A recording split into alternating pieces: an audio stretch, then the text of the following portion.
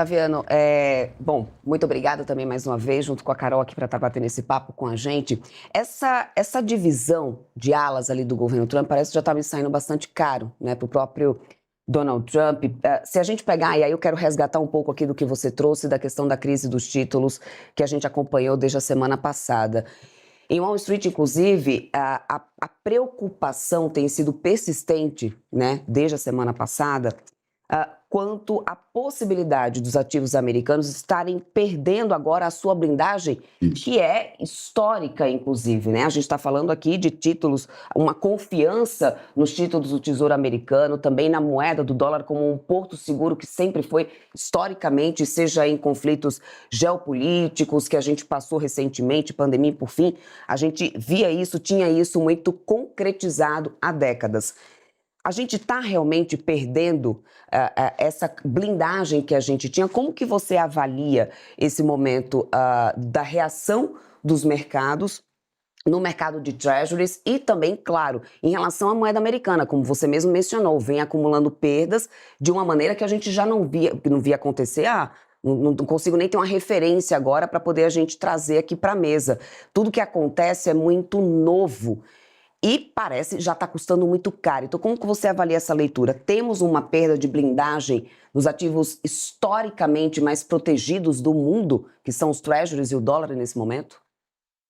Em termos relativos, isso já ocorreu, já está ocorrendo, não é? Veja, não é que a supremacia do dólar tenha desaparecido, ainda que, digamos assim, nas últimas décadas a gente assistiu uma queda leve do peso, do tamanho, do lugar de títulos em dólares como moedas reservas na economia global, dos 70% para os 60% e assim por diante. Mas com uma perspectiva de permanência dessa hegemonia do dólar. Agora, isso trincou. E trincou e tem uma contradição que é a seguinte. Essa posição do dólar, né, como moeda reserva, como a forma pela qual agentes públicos e privados, quando querem fazer reservas no exterior, inclusive brasileiros, eles fazem em títulos norte-americanos, né, particularmente os títulos do Tesouro.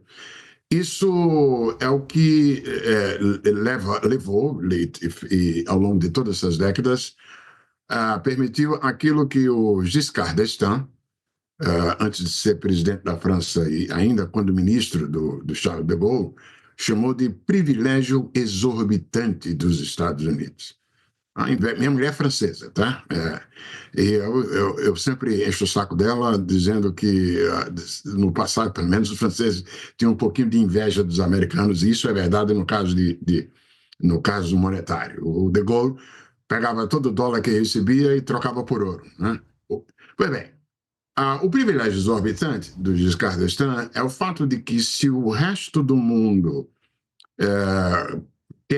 quando quer fazer reservas, compra títulos do Tesouro norte-americano, isso dá uma condição, a contrapartida dessa compra de títulos do Tesouro, aumentada a cada ano, ela dá o privilégio aos Estados Unidos a terem um nível de consumo e de investimento doméstico, absorção, maior do que mesmo que o país pode produzir, do que o PIB do país. Isso se expressa numa tendência a ter um déficit em conta corrente dos Estados Unidos, que é justamente financiado por essa aquisição de papéis. Pois bem, a ala de recuperação de manufaturas e que considera o déficit em conta corrente norte-americano como um grave problema, né? Ela não gosta desse privilégio exorbitante. É claro que gostariam de manter o dólar como moeda de reserva, mas sem esse privilégio exorbitante, o que é uma coisa complicada. Aliás, um outro membro do governo, o cara que é o chefe da assessoria econômica, o Stephen Miller, produziu um relatório no final do ano passado que viralizou, e, entre outras coisas, ainda em tempos dele de think tank, e uma das coisas discutidas nesse documento do cara é um acordo de Mar-a-Lago, Mar-a-Lago, o nome da casa lá do Trump na Flórida, né? Repetindo a experiência que ocorreu há 40 anos atrás com o Acordo de Plaza, em Nova York, quando os países, então, particularmente, que importaram naquela época, em 85, foram Estados Unidos, Alemanha e Japão, chegaram a um acordo de deixar o dólar desvalorizar e o ien japonês e o Deutsche Mark, na época da Alemanha, valorizar, para, digamos assim, mudar um pouquinho a configuração de déficit comercial que os Estados Unidos tinham na época, né? Pois bem, agora o mundo mudou em 40 anos e não dá para voltar, não dá para imaginar que agora pudesse sentar o Trump e os detentores principais do exterior, da dívida pública norte-americana, porque agora você tem chinês, tem brasileiro, tem o resto tem euro, tem outras coisas. Então, mas esse cara, Stephen, alinhava lá uma coisa meio de forçar os detentores de dívida americana a aceitar a troca de papéis por papéis de 50 anos, de 100 anos, etc. E tal. Como uma forma de tornar possível uma desvalorização do dólar sem uma crise de dívida. Então, essa história desse acordo de Mar-a-Lago, já tem sido objeto, inclusive, de quem observa e acompanha, deixa todo mundo de cabelo em pé, tá certo? E o fato é que qualquer perspectiva de que algo seja feito a esse respeito, porque ao mesmo tempo também a gente sabe, todo mundo acompanha, que a situação fiscal dos Estados Unidos ela está numa trajetória potencialmente explosiva, particularmente daqui a alguns anos, né?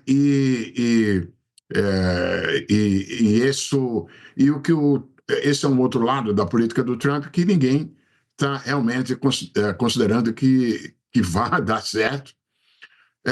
O Trump já em campanha e vai ter que cumprir a promessa de campanha, vai na segunda metade do ano estender a lei que foi aprovada pelo Congresso em 2017 e vai até aumentar um pouquinho o escopo dela, para dar isenções tributárias a indivíduos. Isso vai ter um baque enorme na receita tributária norte-americana.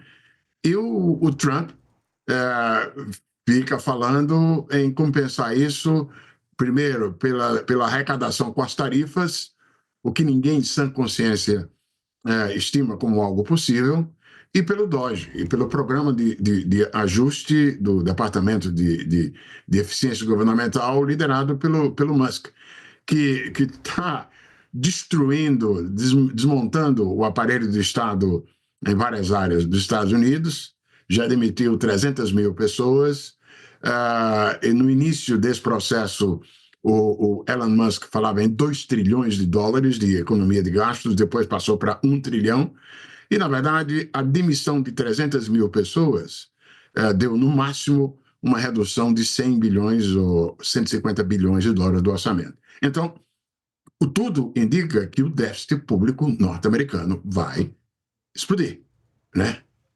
O que, evidentemente, não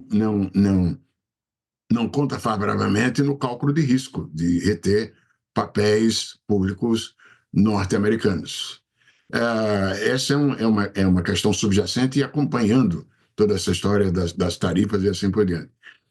A mera ameaça das tarifas já está tendo um efeito negativo sobre o nível da atividade econômica, porque em condições de incerteza, os agentes privados, não apenas nos Estados Unidos, mas fora também, postergam gastos em bens de consumo durável, postergam gastos com investimentos, e independentemente do patamar em que as tarifas vão acabar indo, o fato é que isso já está tendo um impacto negativo sobre o crescimento econômico norte-americano, né? Se vai levar PIB negativo é outra história, mas vamos ver a convergência é de que o movimento é para baixo, né?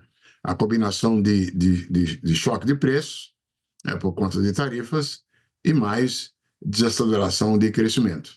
Então, está todo mundo de olho, né, nessas duas coisas, no fiscal, e se a palavra acordo de Mar-a-Lago aparece, aí sai de baixo. E é por isso que a gente assistiu na semana do dia 9 de abril, aquele dia em que se viu elevação de juros de 10 anos, os títulos de 10 anos dos Estados Unidos, e desvalorização do dólar. Essas coisas não acontecem, em geral, em conjunto, só aconteceram porque elas expressaram um deslocamento para fora de investidores vendendo títulos de 10 anos para comprar outros ativos.